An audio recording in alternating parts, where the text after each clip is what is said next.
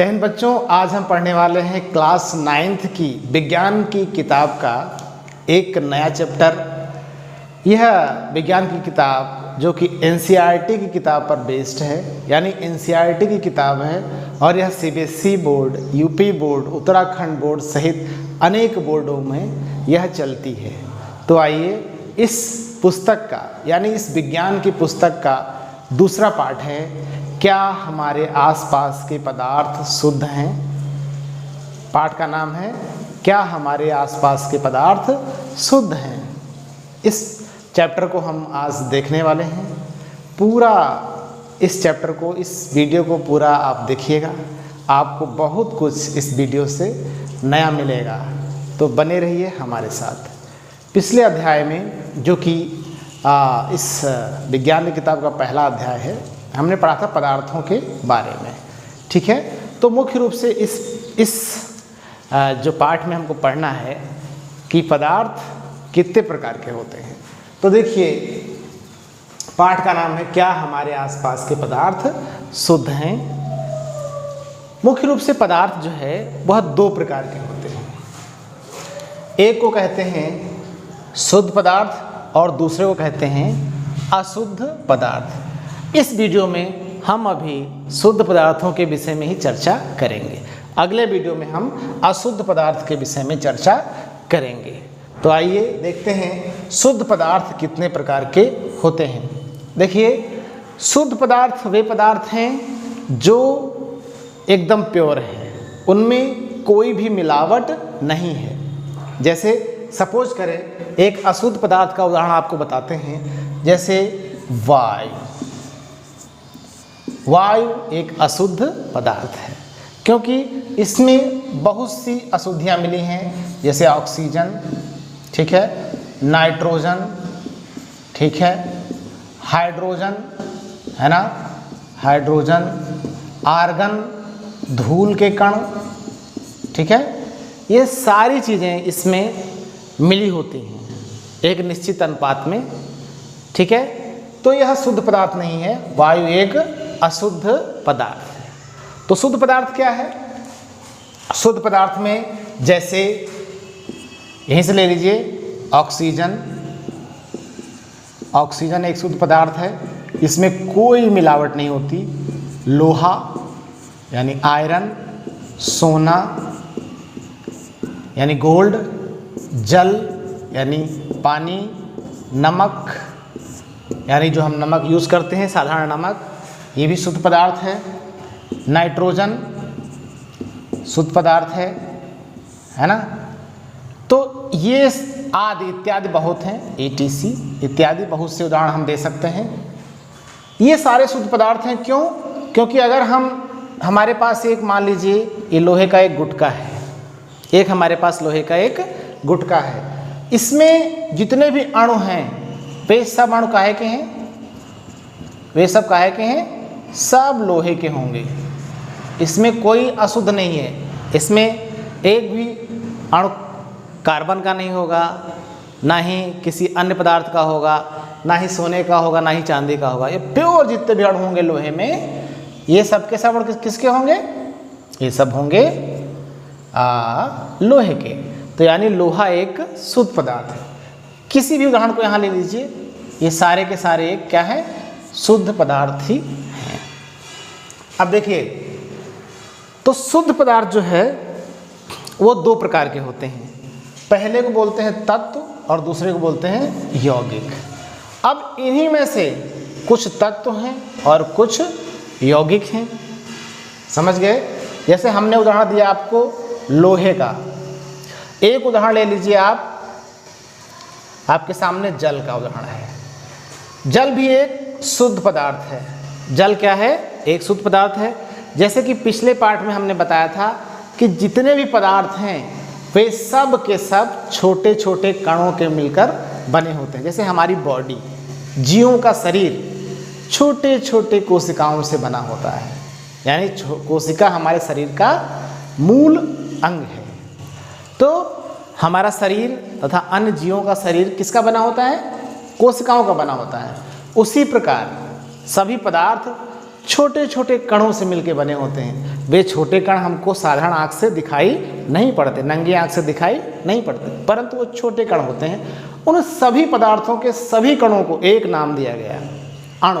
क्या नाम दिया गया? अणु, यानी मॉलिक्यूल। सबको कहा गया मॉलिक्यूल। लोहा भी मॉलिक्यूल से बना, सोना भी मॉलिक्यूल से बना, जल भी मॉलिक्यूल से बना, नमक भी मॉलिक्यूल से बना, चीनी भी मॉलिक्यूल से बनी। ये सारे के सारे शुद्ध पदार्थ हैं। ठीक है, सब काहे से बने हैं? सारे पदार्थ जो है वो काहे से बने हैं? अणुओं से बने हैं। तो ये जल भी हमारा काहे से बना होगा? जल भी अणुओं से बना है। अब देखिए, जल का जो एक अणु है वो बनता है H2O। ये जो जल का एक अणु है वो क्या है? H2O। ये है जल का एक अणु। ऐसे ही ये जल पात्र में भरा हुआ है, इसमें अरबों की संख्या में अणु होंगे। तो सारे के सारे क्या होंगे? ये सारे अणु हैं, जितना हरा दिख रहा है आपको, सारे अणु सारे के सारे क्या होंगे? H2O, H2O, right. इधर देख लीजिए, मान लीजिए ऑक्सीजन है।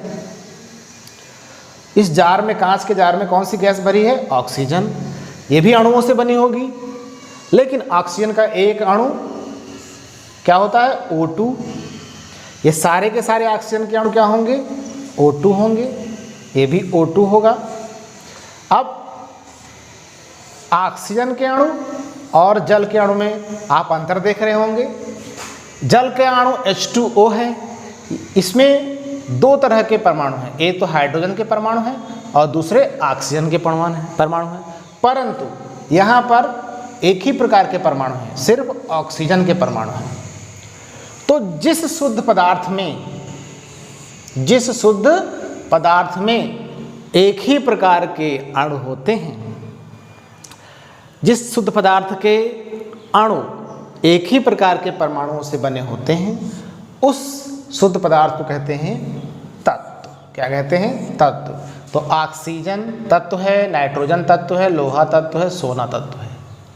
और जिस शुद्ध पदार्थ के एक अणु दो या दो से अधिक प्रकार के परमाणुओं से मिलके बने होते हैं, जैसे यहाँ पर जल का एक अणु दो प्रकार के परमाणुओं से मिलके बना है, एक है हाइड्रोजन का परमाणु, दूसरा है ऑक्सीजन का। ऐसे शुद्ध पदार्थों को क्या कहते हैं?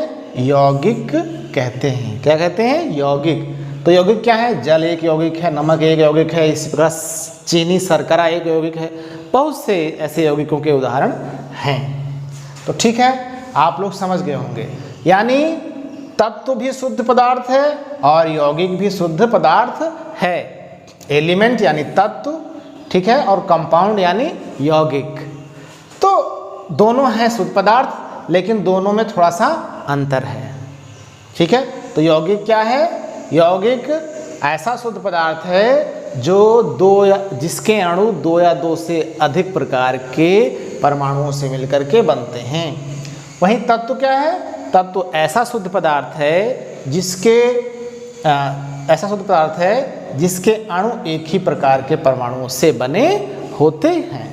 अब देखिए, तत्व भी तीन प्रकार से हो गए। एक को बोलते हैं धातु, दूसरे को बोलते हैं अधातु और तीसरे को बोलते हैं उपधातु। एक चीज़ और गौर करने वाली है, इन शुद्ध पदार्थों में तत्वों की संख्या निश्चित है। लगभग 118 तत्व आज की डेट में ज्ञात हैं। कितने ज्ञात हैं? 118 तत्व ज्ञात हैं, परंतु इनकी संख्या क्या है? अनिश्चित है। कोई निश्चित नहीं, इनकी संख्या बहुत है, असंख्य है। कोई भी दो तत्व मिला दो एक नया यौगिक मिल जाएगा, कोई चार तत्व मिला दो एक नया यौगिक मिल जाएगा। बात समझ में आ रही है? तो जैसे कलर, रंग हम लोग मिलाते हैं, दो रंग मिला दो एक तीसरा नया रंग मिल जाएगा, लाल हरा मिला दो एक नया रंग, पीला नीला मिला दो एक नया रंग। उसी प्रकार दो तत्व मिल जाएंगे तो एक नया यौगिक हमेशा बन जाएगा। तो इनकी संख्या क्या है? असंख्य है, परंतु इनकी संख्या आज की डेट में कितनी है? 118 है। अब 118 में से कुछ हैं धातु, कुछ हैं अधातु और कुछ हैं उपधातु। तो पहले धातु क्या है? ठीक है, सिंपल भाषा में धातु क्या है? देखिए, धातु क्या है? धातु अधिकांशतः ठोस होती हैं, है ना, और विद्युत तथा ऊष्मा की सुचालक होती हैं। यानी धातुओं से ऊष्मा और विद्युत आसानी से एक सिरे से दूसरे सिरे तक प्रवाहित यानी जा सकती है, चल सकती है। समझ गए? अगली कक्षाओं में आप जानेंगे कि कैसे चलती है, क्यों चलती है। तो धातुएं अधिकांश ठोस होती हैं, तो इनमें से कौन कौन सी धातुएं हैं? जैसे लोहा, सोना, है ना, चांदी, तांबा, एल्युमिनियम, ये सभी क्या है? धातुएं हैं। वहीं इसके उल्टा अधातु, अधातु क्या है? अधातु अधिकांशतः गैस हैं। जितनी भी गैसें हैं वे सब क्या हैं? अधातु हैं। जैसे नाइट्रोजन, ऑक्सीजन, है ना, हाइड्रोजन, ये सब क्या है? अधातु हैं। कार्बन अधातु है। समझ गए? ये बहुत से तत्व ऐसे हैं जो अधातु हैं। समझ में आ रहा है? तो ये सब क्या है? ऑक्सीजन अधातु है, नाइट्रोजन अधातु है, बहुत सी गैसें हैं, अधातु हैं। फिर एक शब्द आया उपधातु। क्या आया? उपधातु। उपधातु वे तत्व हैं जो वैसे होते तो अधातु की तरह हैं, यानी इनमें जैसे अधातु हैं तो इनमें ना विद्युत प्रवाहित होगी ना ऊष्मा का प्रवाह होगा। कार्बन की जो क्षण, कार्बन है कोयला, उसको आप बिजली के नंगे तारों से टच कराओगे तो आपको करंट नहीं लगेगा, और अगर लोहे की सरिया को बिजली की तार से टच करा दोगे तो आपको करंट लग जाएगा। तो अधातुओं में विद्युत धारा प्रवाहित नहीं होती।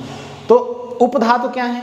उपधातु ऐसे तत्व हैं जो वैसे होते तो अधातु की तरह हैं, लेकिन कुछ अशुद्धियां उनमें अगर मिल जाएं तो वे धातु की तरह व्यवहार करते हैं। जैसे सिलिकन,